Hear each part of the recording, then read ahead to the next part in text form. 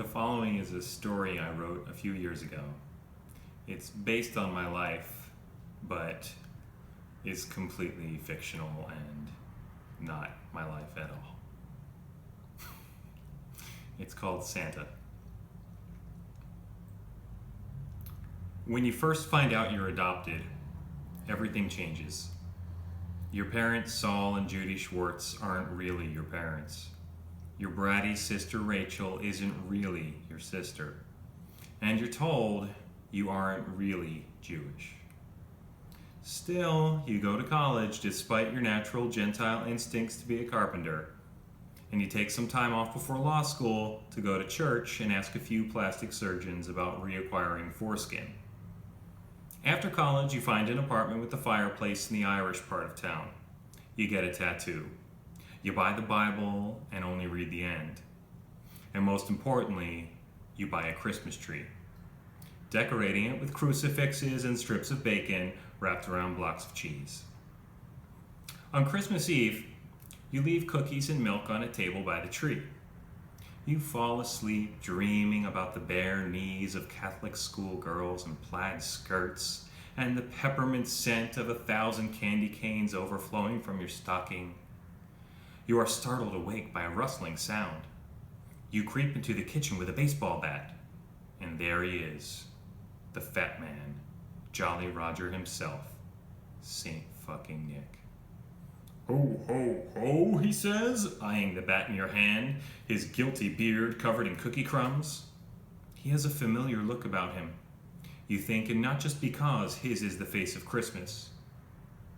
It's like you've seen his eyes before, his smile. You wonder if maybe this is the guy who cut your corned beef at Stein's Deli. Then it hits you, the truth, and you say, "Dad?" And he says, "Son?" You drop the bat. A sensation rushes to your head like you just drank a cherry Slurpee too fast, and you stare into the gaze of your biological father, Santa Claus, for the very first time. You had wished that yours was the stock of movie stars or race car drivers, not some fat fairy tale, but you've never seen anyone with your DNA before, so when he opens up his arms to you, you fold in for a hug, and hugging your long-lost father feels like falling in love. He is soft like a marshmallow, and he smells like a s'more from all of the chimney smoke. While hugging him, you think about some happy moments from your childhood, like getting dressed for Halloween and birthday parties and recess.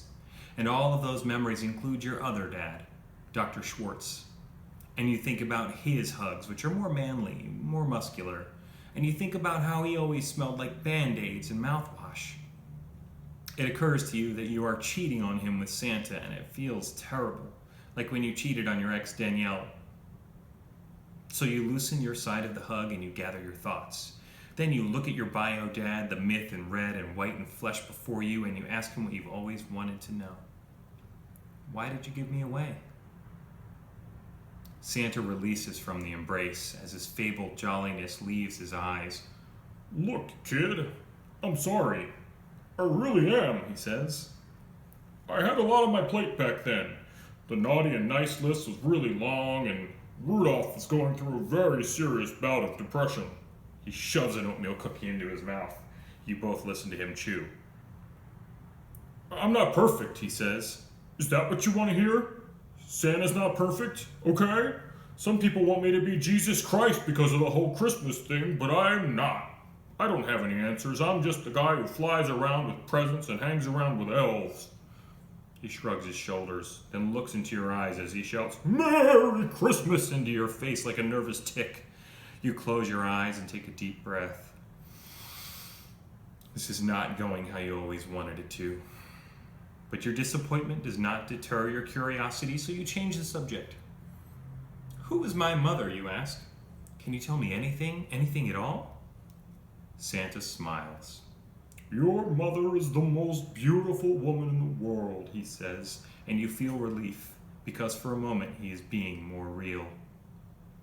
"Did you love her?" you ask. "More than Christmas," he says. "But in those days I couldn't keep it in my pants, and when she found out I was married, it was all over. Your stomach drops as the taste of bile and eggnog rushes to the back of your throat.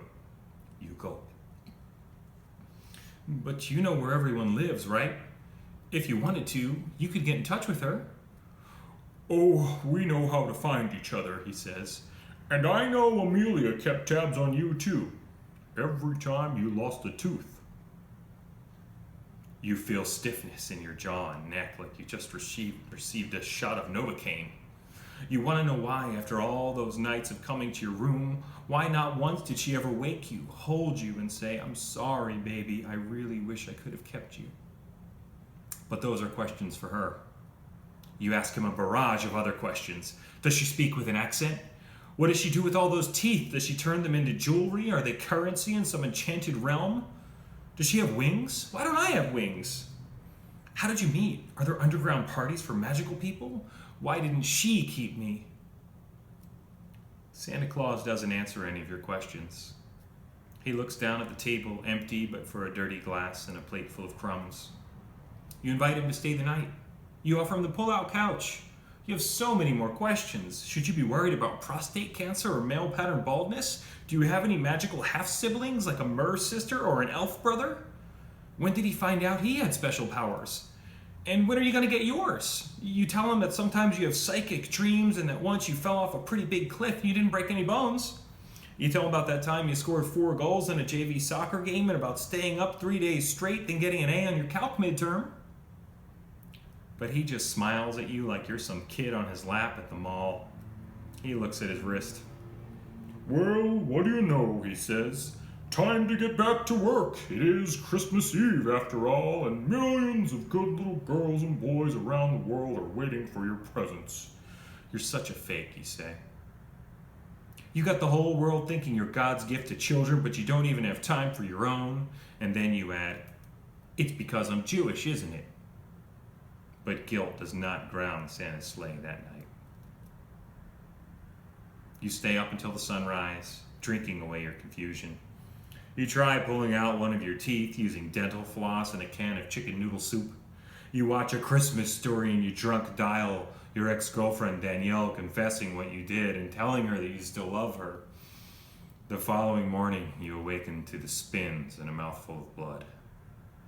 You crawl towards the bathroom, past a tree that smells like rotten meat and moldy cheese.